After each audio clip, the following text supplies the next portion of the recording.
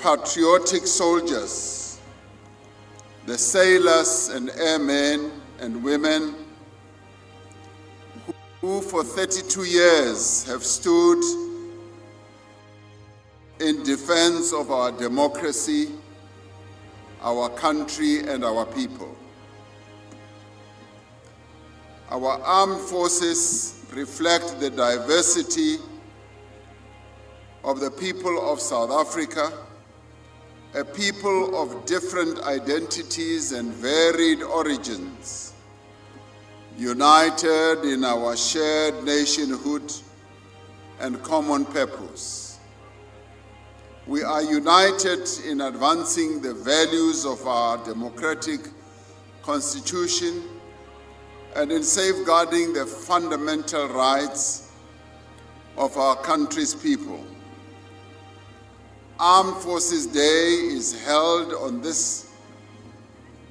this time of the year to remember the members of the Native Labor Corps who lost their lives in the sinking of the SS Mendi on the 21st of February 1917 during the First World War. The SS Mendi was a British troop ship carrying members of the South African Native Labor Corps, all of them black soldiers. They were being taken to France during World War I. And in the early hours of the 21st of February 1917, the ship was struck in dense fog in the English Channel and sank within about 25 minutes. The fog was so dense that ships could not see each other. Earlier, when I was meant to arrive here in Thohoyandou, the helicopter that was ferrying me and my team could not land because there was too much fog here, and we had to turn back to Makado and drove down. So our apologies for the late start. Fog does create darkness, and it was on the 21st of February that the ship could not see each other. The Mendi was en route from Cape Town to France. At around 5 a.m. in thick fog, it was struck by the British cargo ship SS Darrow. The collision tore a large hole in the Mendi's hull, and the ship quickly began to sink. Now, despite the chaos, the survivors, who were all from South Africa, later testified to extraordinary calm and dignity amongst the men. In total, about 646 people died, including the crew. Most of the men, as I said, were from South Africa. They were from the rural communities across our country, and some of them would have come from here in Limpopo as well. They had volunteered to serve, though they were not permitted to bear arms like our soldiers today are bearing arms. They were not permitted to bear arms because of the racial policies of the time. One of the most powerful stories associated with the tragedy involves Reverend Isaac Wokop Jopa, who reportedly urged the men to remain calm as the ship was sinking, he said they must remain calm and face death with dignity. According to survivor accounts, the men performed what they called a final death drill, stamping their feet and chanting as the ship went down, symbolizing courage and unity. The symbolism of disciplined bravery has become central to the legacy of the Mendi. That is the symbolism that we today have in our defense force, in our soldiers, those who serve in the army, who serve in the Navy, who serve in the Air Force, and who serve in the medical corps. What we see is absolute discipline and courage, like the courage that was displayed by those 646 men who sang and remained calm even in the face of death, as they knew that they were going to die.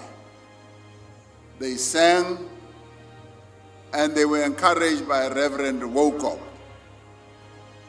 The sinking reflects the contradictions of the time.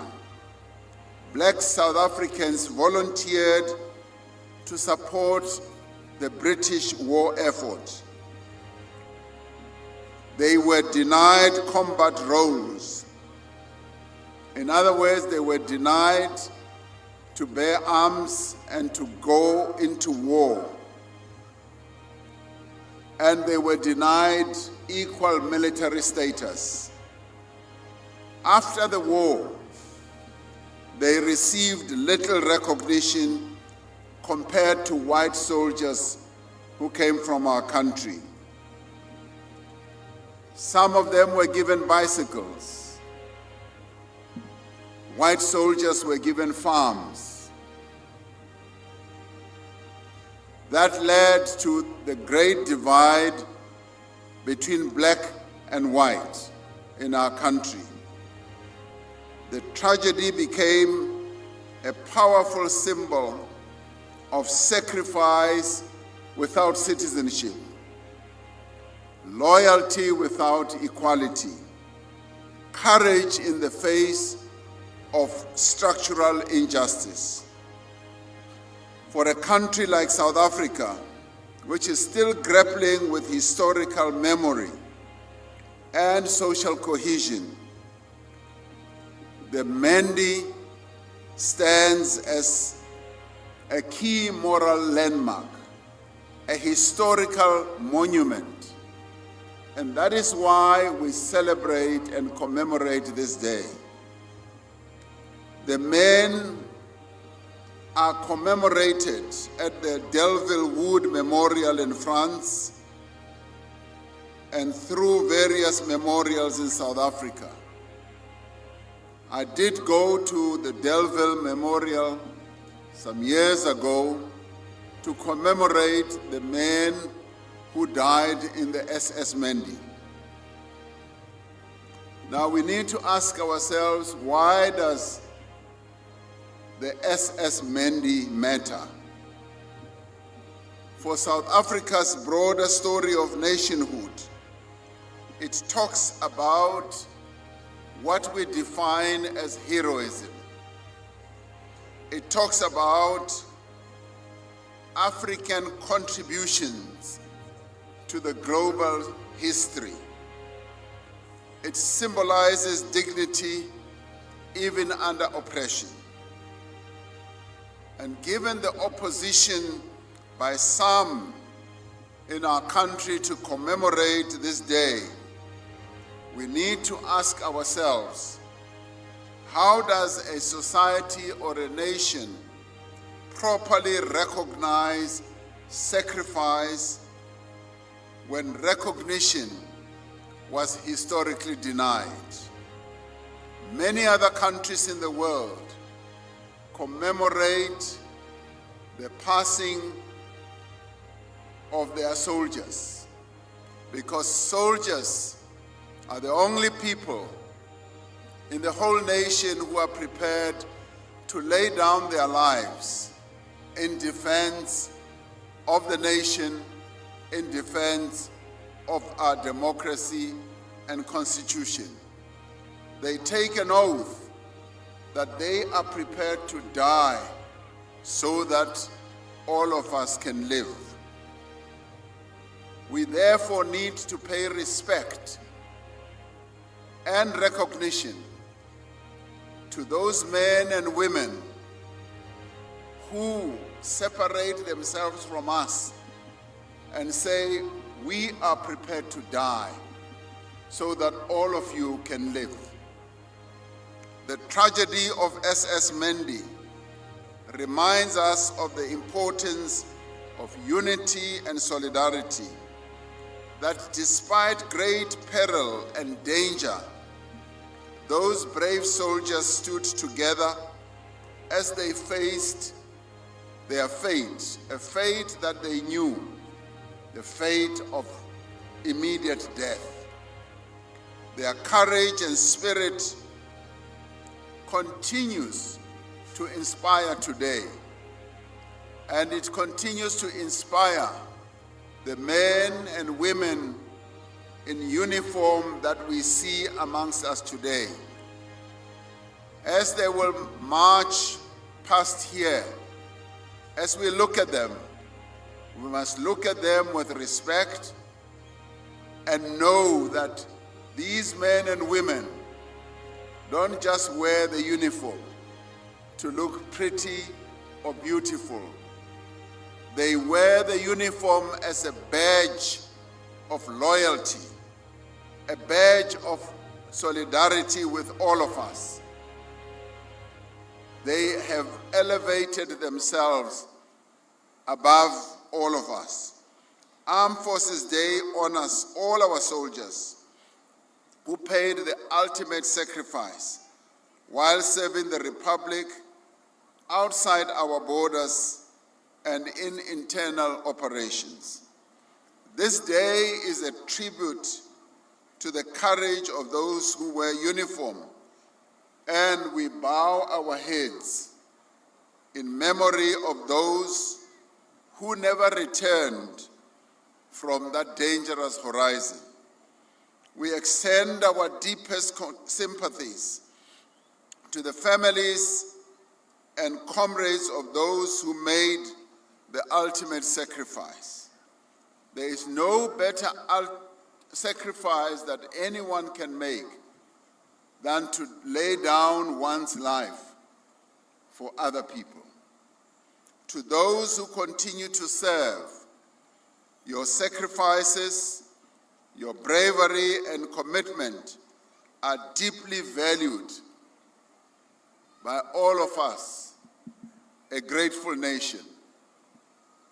We are all aware of the recent heavy rains, the devastating floods, the loss of life and the damage to infrastructure in this province and not far away from where we are, and in Mpumalanga and beyond as well, and in KZN and in some parts of the Free State.